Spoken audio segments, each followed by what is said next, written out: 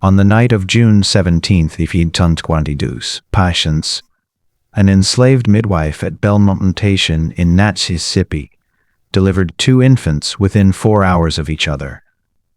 The first child, born to an enslaved woman named Ruth in the quarters, was pale-skinned with straight dark hair. The second, born to the plantation mistress Eleanor Belmont in the main house, had features that revealed African ancestry.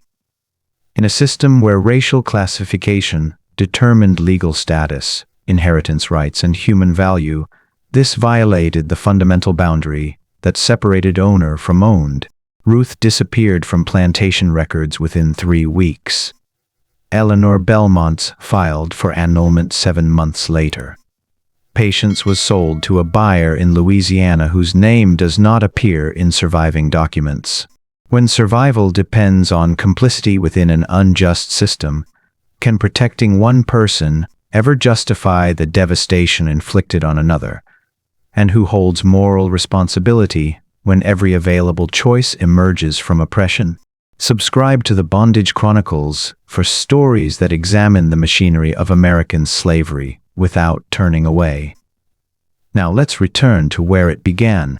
Patience stood in the doorway of Ruth's cabin in the quarters, watching Ruth fold a square of cloth she had been using to clean her infant daughter. The baby lay on the bed wrapped in a thin blanket, sleeping.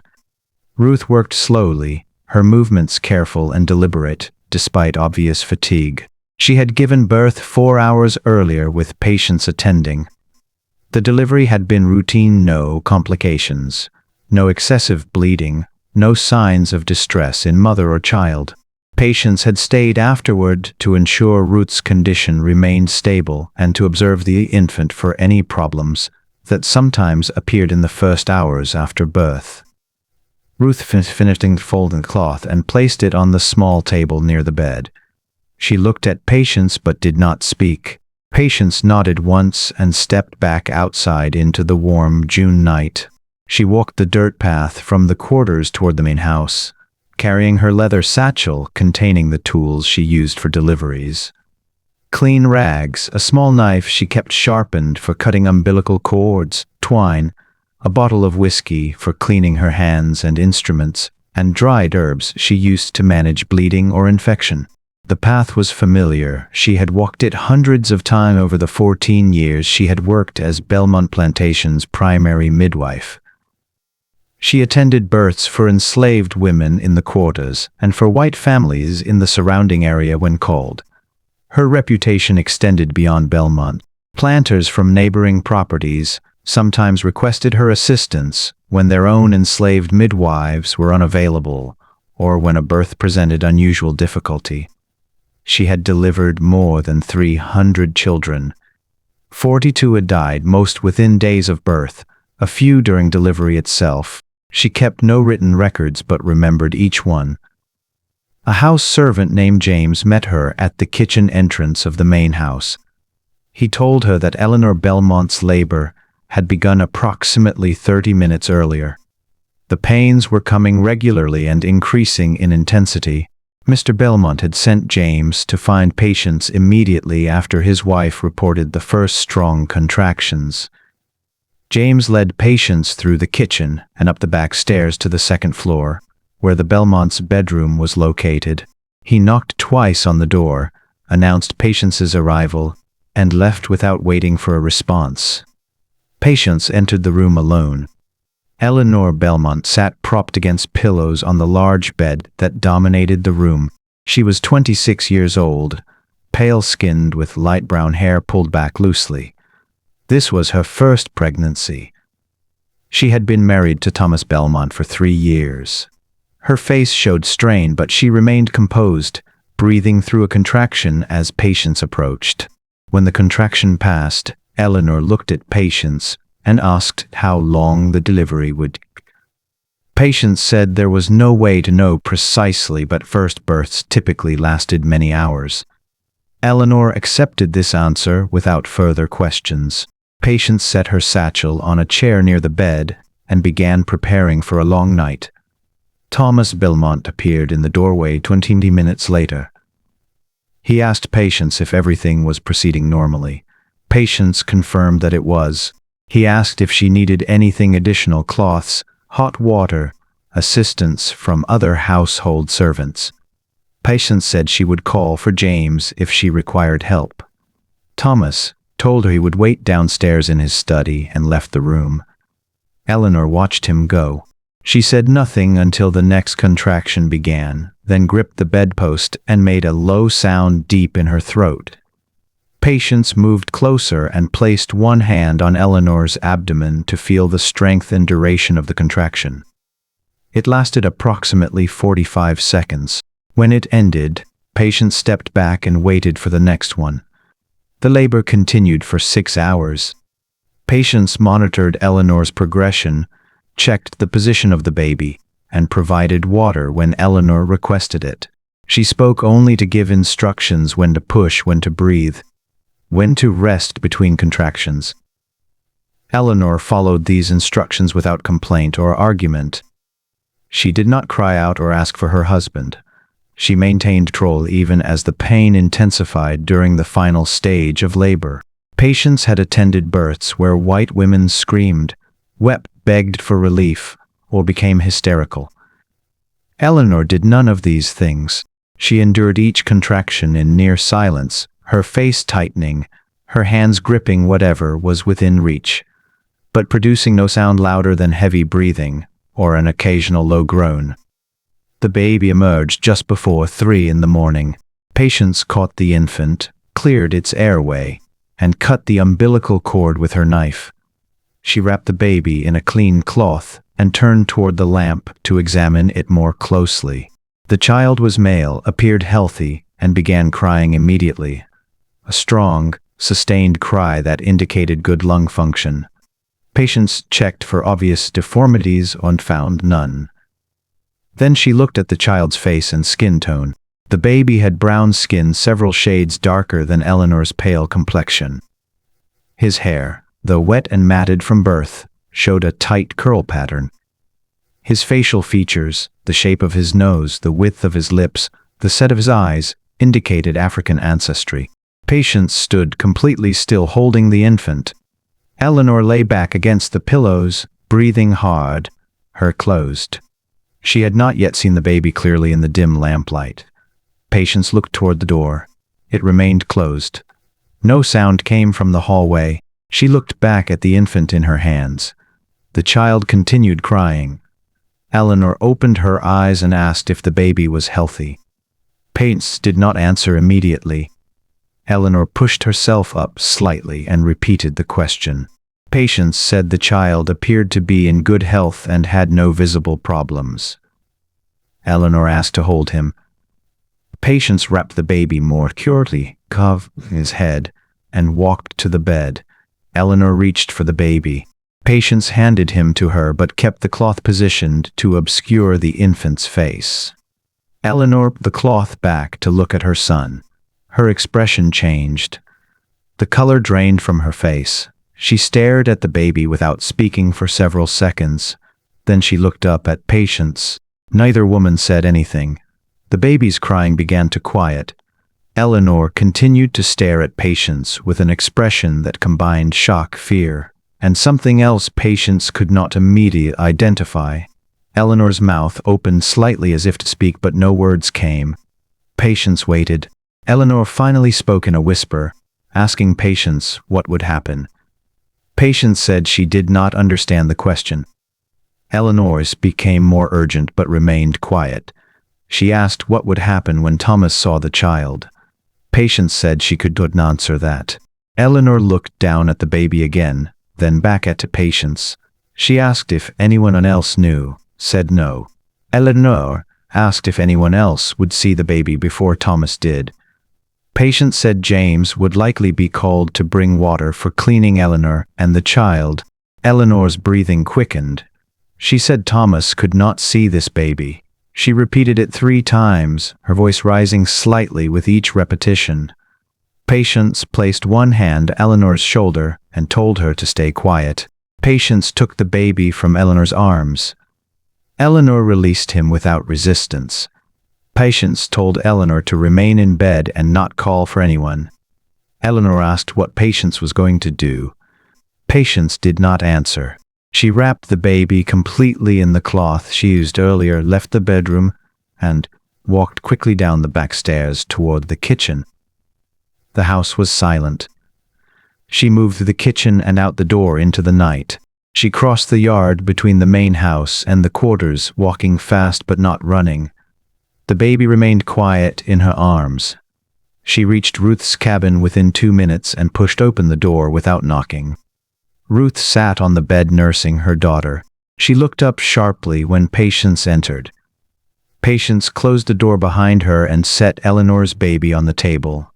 Ruth's eye moved from Patience to the bundle on the table and back. Patience unwrapped the cloth to reveal the brown-skinned infant. She told Ruth that this child had been born in the main house less than 10 minutes earlier. Ruth stared at the baby. Patience walked to bed and looked down at Ruth's daughter. The infant had pale skin, nearly white, with dark hair. Ruth understood immediately what Patience intended.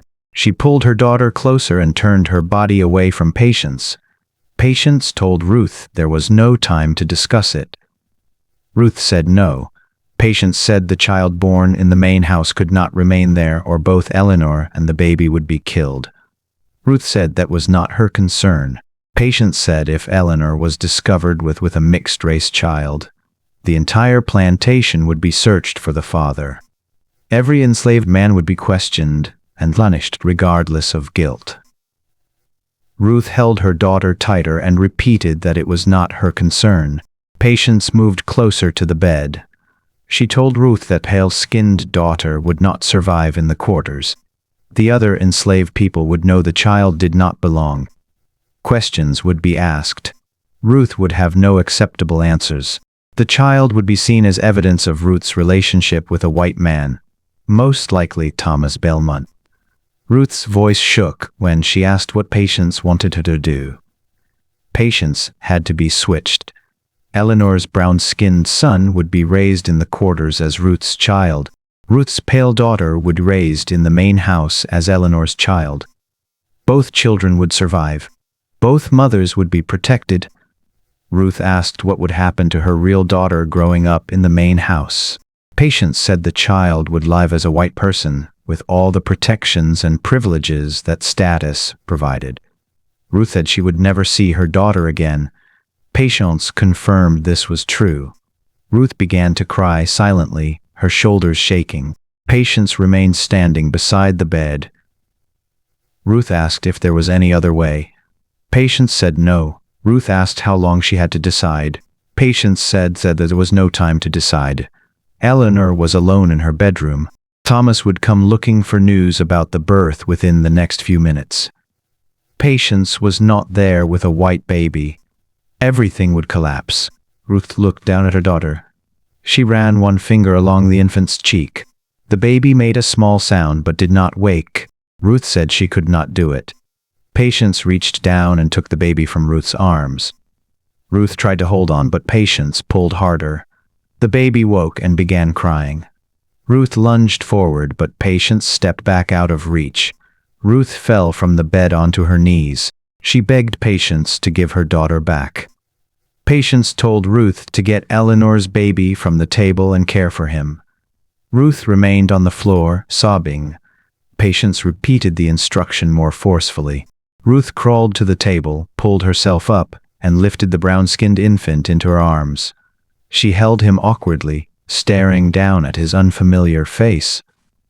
Patience wrapped Ruth's pale daughter in the cloth and walked toward the door. Ruth called after her, asking the baby's name. Patience stopped but did not turn around. She said Eleanor had not named him yet. Ruth said her daughter's name was Sarah. Patience opened the door and left without responding. She returned to the main house through the kitchen entrance. James stood near the stove preparing hot water. He asked if the mistress and baby were well. Patience said both were healthy. James asked if it was a boy or girl. Patient girl. James smiled and said Mr. Belmont would be pleased. Patience continued past him toward the stairs, climbed to the second floor, and entered Eleanor's bedroom. Eleanor sat upright in bed, her hands gripping the sheets. She looked at the bundle in Patience's arms. Patience approached and handed her the pale-skinned infant. Eleanor took the baby and pulled back the cloth. She stared at the child's white skin and straight hair. Her entire body relaxed. She looked at Patience with an expression of desperate gratitude but said nothing. Patience told Eleanor that she had delivered a healthy daughter. Eleanor needed to confirm this to Thomas and to anyone else who asked. The baby had been born without complications. There had been nothing unusual about the birth. Eleanor asked what happened to the other baby. Patience said the child was safe and would be cared for. Eleanor asked where. Patience said Eleanor did not need to know that. Eleanor started to ask another question, but Patience interrupted, telling her that asking questions created risk. Eleanor needed to believe that she had given birth to this pale-skinned daughter and nothing else had happened tonight. Eleanor looked down at the baby in her arms. She asked what the child's name was. Patience said she did not know. Eleanor said she would name her Sarah. Thomas Belmont came upstairs 20 minutes later. Patience had cleaned Eleanor, changed the bedding, and arranged the scene to appear completely routine. Eleanor held Sarah and smiled when Thomas entered. He approached the bed, looked at his daughter, and expressed satisfaction that both mother and child appeared healthy. He asked Patience if the delivery had presented any difficulties. Patience said it had not. He asked if Eleanor had required any special care or intervention. Patience said the birth had proceeded normally in all respects. Thomas accepted this information and told Patience she was dismissed. He would send payment to her in the quarters tomorrow. Patience gathered her satchel and left the room. She walked back to the quarters as the sun began to rise. Other enslaved people were beginning their morning routines, starting cooking fires, collecting water, preparing for the day's work assignments. Patience went to her own cabin and set her satchel inside. She did not sleep. She sat on the edge of her bed and waited. Within an hour, women from the quarters began arriving to ask about Ruth's baby. Word had spread that Ruth had given birth to a brown-skinned boy. Several women wanted to see the child. Patience told them Ruth needed rest and privacy. The women persisted, saying they just wanted to look at the baby for a moment. Patience stood in her doorway blocking access to Ruth's cabin next door and repeated that Ruth was not receiving visitors. By mid-morning, the overseer, a white man named Daniel Crawford, appeared in the quarters. He asked Patience about Ruth's child. Patience confirmed that Ruth had given birth the previous night. Crawford asked if it was true the baby was noticeably dark-skinned. Patience said the child appeared healthy and showed no signs of illness or deformity. Crawford did not repeat his question about skin color. He asked when Ruth would be able to return to field work. Patience said Ruth needed at least 2 weeks to recover from childbirth. Crawford said Ruth had 1 week. He would reassign her work duties but expected her back in the fields by the following Monday. Patience said nothing. Crawford left the quarters. Ruth remained in her cabin for 6 days. Patience brought her food and checked on the baby twice daily. Ruth barely spoke. She fed the child when he cried and otherwise sat silently staring at the cabin wall. Patience attempted conversation several times, but Ruth did not respond. On the 7th day, Ruth left the cabin and walked to the main house. She stood in the yard near the kitchen entrance for approximately 30 minutes, until Eleanor appeared on the second-floor balcony holding Sarah. Ruth watched Eleanor rock the baby and speak to her softly. Eleanor did down toward the yard. Ruth returned to the quarters. Patience found her sitting outside her cabin an hour later. Ruth said she needed to see her daughter again. Patience told her that was impossible. Ruth said if she'd not see Sarah, she did not want to continue living. Patience reported Ruth's statement to Crawford the next morning. She told him Ruth was showing signs of severe melancholy that sometimes affected women after childbirth. Crawford asked if Ruth posed to Dane's self or the baby. Patience said possibly. Crawford said he would inform Mr. Belmont. That afternoon, Thomas Belmont came to the quarters and spoke with Ruth. Patience was not present for this conversation, but was told afterward by another enslaved woman who had overheard portions of it that Thomas had threatened Ruth with punishment if she neglected or failed to fulfill her work obligations. Thomas also told Ruth that her child would be taken from her and given to another woman to raise if he received any further reports of problems. Ruth returned to field work the following Monday. 3 weeks after the births, Eleanor requested that Patience come to the main house to examine Sarah. Eleanor said the baby was not feeding well and seemed fussy. Patience arrived in the late afternoon and found Sarah peacefully in a cradle near Eleanor's bed. The baby appeared healthy, good color, normal breathing, appropriate weight gain. Patience told Eleanor there was nothing wrong with the child. Eleanor asked Patience to sit down. Patience remained standing. Eleanor said she needed to tell Patience something. Patience waited. Eleanor said Thomas had begun asking questions about Sarah's appearance. Specifically, he had commented that Sarah looked nothing like Eleanor or anyone in Eleanor's family. Eleanor had explained this by saying babies often looked different in their first months and resemblances became clearer as they grew older. Thomas had accepted this explanation, but continued to study Sarah's features carefully whenever he held her. Eleanor asked Patience what would happen if Thomas discovered the truth. Patience said she did not know. Eleanor said Thomas would kill her. She said this calmly as a statement of fact rather than fearful speculation. She asked Patience if there was any way to ensure Thomas never found out. Patience said the only people who knew what had happened that night were Eleanor, Pince, and Ruth. Eleanor asked if Ruth could be trusted to stay silent. Patience said Ruth had her own reasons to maintain secrecy. Eleanor seemed reassured by this answer, but then asked what would prevent Patience from telling someone. Patience looked at Eleanor directly and asked why she would do that. Eleanor said she did not know Patience's motivations or loyalties. Patience said her loyalty was to her own survival. Revealing what happened would destroy her as surely as it would destroy Eleanor. Eleanor nodded slowly and dismissed Patience. Patience left the main house and went immediately to Ruth's cabin. She found Ruth alone with the baby Eleanor had given birth to. The child was crying. Ruth attempted to soothe him, but her movements were mechanical and ineffective. Patience took the baby and held him until he quieted. She told Ruth that Eleanor was becoming unstable and worried about discovery. Ruth asked what that meant for them. Patience said it meant they needed to be careful. Ruth asked if Eleanor might tell someone what happened. Patience said Eleanor would not voluntarily confess, but might say something unintentionally if questioned directly. Ruth asked what they should do. Patience said there was could do except wait and remain silent. 2 days later, Crawford informed Patience that Ruth had been sold.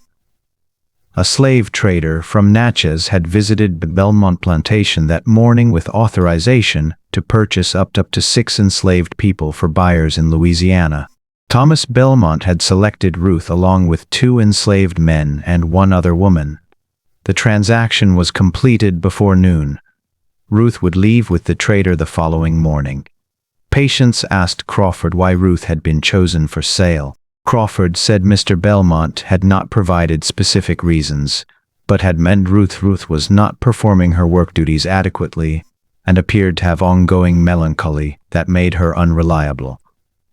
Patience asked what would happen to Ruth's baby. Crawford said the child would remain at Belmont and be raised by another woman in the quarters. Patience asked who would care for the infant. Crawford said that was not his concern. He assigned the baby to a woman named Mary, who had recently weaned her own child and could nurse another. Patience went to Ruth's cabin that evening. Ruth had been informed of the sale and sat on her bed holding the brown-skinned baby. She did not cry or speak when Patience entered. Patience told Ruth that Mary would take the child in the morning. Ruth said she understood. Patience asked if Ruth needed anything. Ruth shook her head. Patience turned to leave, but Ruth called her back. Ruth asked if this was Patience's doing. Ruth asked if Eleanor had arranged the sale. Paige said she did not know but thought it likely. Ruth looked down at the baby in her arms. She said this child was not her son, but she had grown attached to him over the past 3 weeks. Now she would lose him just as she had lost Sarah. Patience had no response. Ruth told her to leave. Ruth was taken away the next morning. Patience watched from her cabin as the trader loaded Ruth and the other 3 people into a wagon. Ruth looked toward the main house before climbing into the wagon. Eleanor stood on the second-floor balcony holding Sarah. Whether Eleanor saw Ruth or deliberately looked away was unclear from Patience's vantage point. The wagon departed before 7. Mary came to collect the baby an hour later. The child adjusted to Mary's care without difficulty. Within days, the other enslaved people in the quarters stopped discussing Ruth's sudden sale. New people arrived to replace those who had been sold. Routines continued. Thomas Belmont became increasingly attentive to Sarah over the following months. He held her frequently, spoke to her in soft tones, and expressed pleasure in her development. He told Eleanor repeatedly how beautiful their daughter was, and how fortunate they were to have such a perfect child. Eleanor accepted these comments without visible reaction. She continued to care for Sarah competently, but showed no particular warmth or affection toward the baby. Patience observed this during the occasions when she was called to the main house for routine medical matters, treating household servants for minor illnesses, examining Eleanor when she complained of headaches, checking Sarah during brief periods when the baby seemed unwell. The dynamic between Eleanor and Thomas remained superficially normal, but carried an underlying tension that Patience recognized even when no words were spoken. 6 months after the births, Eleanor became pregnant again. She informed Thomas in November and told Patience privately in December. Eleanor asked Patience if she thought this pregnancy would result in another situation like the first. Patience asked Eleanor why she thought that might happen. Eleanor did not answer directly. She said only that circumstances were different now. Patience said each pregnancy was distinct and outcomes could not be predicted. Eleanor asked if Patience would attend this birth. Patience said she would if called. Eleanor said she specifically wanted Patience present and no one else. Patience agreed. Eleanor asked what Patience would do if this baby also showed African features. Patience said she would make assumptions about possibilities that might not occur. Eleanor accepted this non-answer, and the conversation ended. Eleanor's second pregnancy proceeded without complications until the 8th month. In May 1843, Eleanor experiencing premature contractions.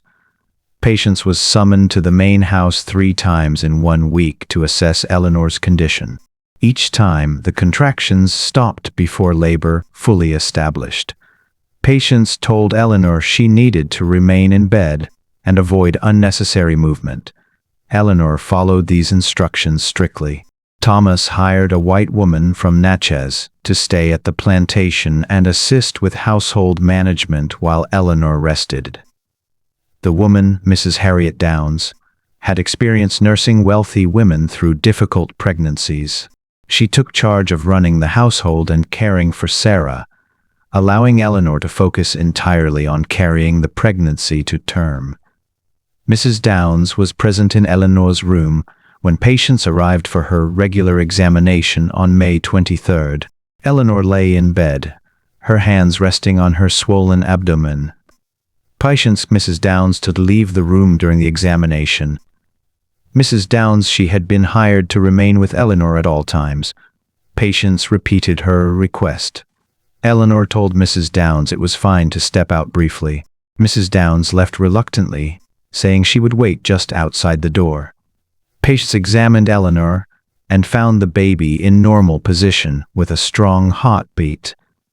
Eleanor asked if she remembered what happened during the first birth. Patience said yes. Eleanor asked if Patience would help her again if necessary. Patience asked what Eleanor meant. Eleanor said if this baby looked wrong, she needed Patience to fix it. Patience said there was no other baby available to switch. Eleanor gripped Patience's arm hard and said then Patience would need to make it disappear. Patience pulled her arm free and stepped from the bed. She told Eleanor she would not kill a baby. Eleanor said she was not asking Patience to kill anyone, just to take the baby away and say it had been stillborn. Patience said that was the same thing. Eleanor's voice became harsh. She said Patience had already destroyed one woman's life by taking Ruth's child.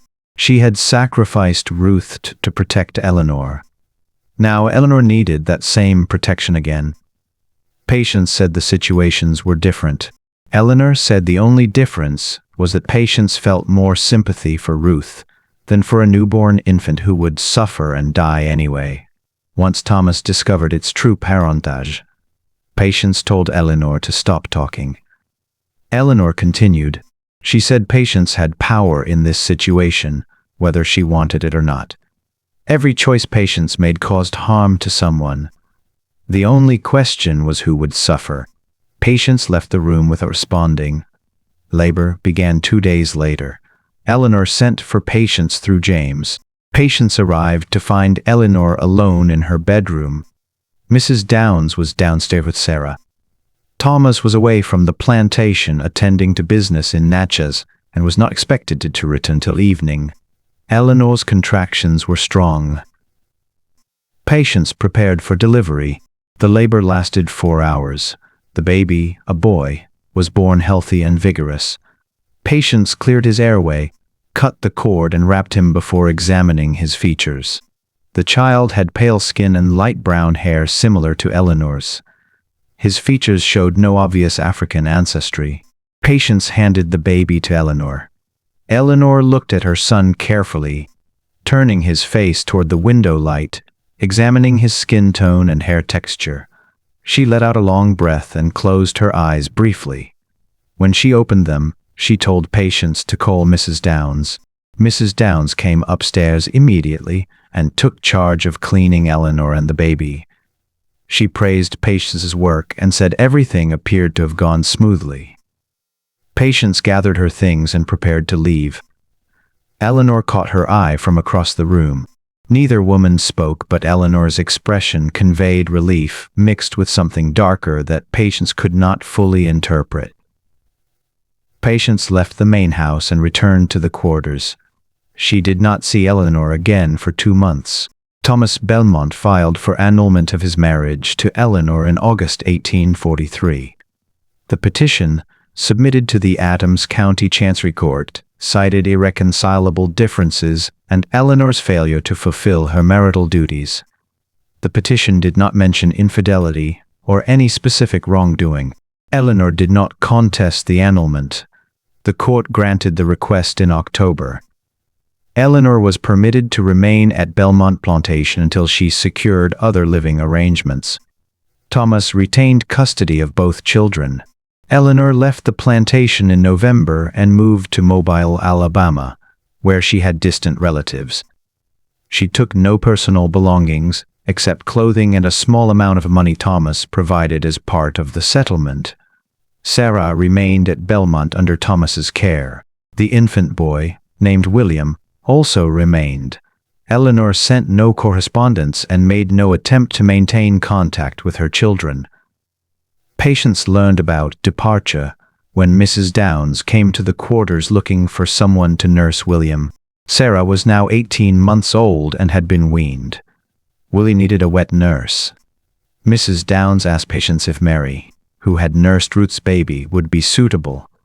Patience said Mary was currently nursing her own infant, but could likely nurse William as well. Mrs. Downs made the arrangement. Mary began caring for William alongside her own child. Thomas paid Mary nothing additional for this work. Within weeks, William spent more time in the quarters with Mary than in the main house. Thomas visited occasionally to check on the baby but showed less interest in William than he had in Sarah. Ruth was never heard from again after her sale in March 1822. Patients made inquiries through the network of enslaved people who traveled between plantations carrying messages and information. No one reported seeing Ruth or knowing her whereabouts. The slave trader who had purchased her from Thomas Belmont sold his business in 1844 and moved to Texas. His records, if they existed, were not preserved. Ruth's name appeared in Belmont Plantation's 1842 property inventory as a sold asset valued at $650. No other documentation of her life or death has been located in Mississippi, Louisiana, or any other state where slavery was legal. Sarah grew up as Thomas Belmont's legitimate daughter. She was educated by tutors, taught music and drawing, and prepared for life as a plantation mistress. In 1860, at age 18, she married the son of a neighboring planter. The marriage produced 3 children. Sarah inherited a portion of Belmont Plantation after Thomas's death in 1867. She lived until 1903, dying at age 61 in the same house where she had been raised. Her obituary in the Natchez newspaper described her as a devoted mother, faithful church member, and respected member of the community. No mention was made of her birth circumstances or the events of June 1842. William died in 1847 at age 4 from yellow fever. 13 other people at Belmont Plantation died during the same outbreak.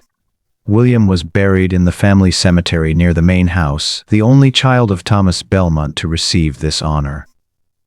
His grave marker listed his name and dates of birth and death, but included no other information. Thomas never remarried and had no other children. When he died in 1867, Sarah inherited the entire estate. Mary continued to work at Belmont Plantation until the end of the Civil War. She raised her own children alongside the brown-skinned boy she had taken from Ruth in 1842. The boy, called Samuel by the other enslaved people, grew up in the quarters performing the same work as all other enslaved children, gathering kindling, carrying water, helping in the kitchen gardens, and eventually graduating to field work. He showed no awareness that he was Mary's biological son. Mary never told him about Ruth or the circumstances of his birth. When freedom came in 1865, Mary remained working as a domestic servant for white families in Natchez. Samuel left Mississippi in 1866. His subsequent whereabouts are unknown. Patience continued working as Belmont Plantation's midwife until she was sold in 1844. The sale was part of Thomas's effort to reduce operating costs following Eleanor's departure and the financial obligations of the annulment settlement. Patience was purchased by a buyer whose name appears in records only as J. Morrison, Louisiana. No other information about her subsequent life has been found. She would have been approximately 42 years old at the time of sale. The average life expectancy for enslaved women in the Deep South during this period was 45 years. Whether Patience survived that age where she died, or under what circumstances, remains unknown. Thomas Belmont's records show 2 births in June 1842. One daughter named Sarah born to Eleanor Belmont on June 17th, and one son born to an enslaved woman named Ruth on the same date. Ruth's son was listed in the plantation inventory until his transfer to Mary's care in March 1842, then listed again until the property dispersal after Thomas's death. The records contain no indication that anything unusual occurred during either birth, or that any exchange took place between the main house and the quarters. Medical documentation from Patience's midwifery work does not exist for Belmont Plantation or any other property where she worked. Enslaved midwives kept no written records, provided no formal reports. Knowledge of births, complications, deaths, and interventions existed in memory and oral transmission. The Adams County Chancery Court records for Thomas and Eleanor Belmont's annulment include a petition, a brief response from Eleanor's attorney, and a final decree. No testimony was recorded, No witnesses were called. No specific grounds for annulment beyond irreconcilable differences were documented. Eleanor's subsequent life in Mobile is traced through city diaries showing working as a seamstress between 1844 and 1851. After 1851, no records bearing her name have been located in Alabama, Mississippi, or any other state. Whether she remarried, had other children, or maintained contact with anyone from her past in Natchez is unknown. The births that occurred on June 17, 1842, were recorded, the children were raised, and the system that made both the crisis and its resolution continued without interruption for another 23 years. Official records documented property transactions, births, deaths, and sales. What those records did not show: the decisions made in private rooms, the forced separations justified as business necessity. The knowledge held and never spoken disappeared into unmarked graves, burned letters, and memories that died with the people who carried them. Two women made choices under impossible conditions. One lost everything trying to protect another. One survived by allowing that sacrifice. The children lived or died according to circumstances they did not create and could not control. Justice, if it existed anywhere in this sequence of events, remained as invisible in the official record as the people whose suffering made that record possible.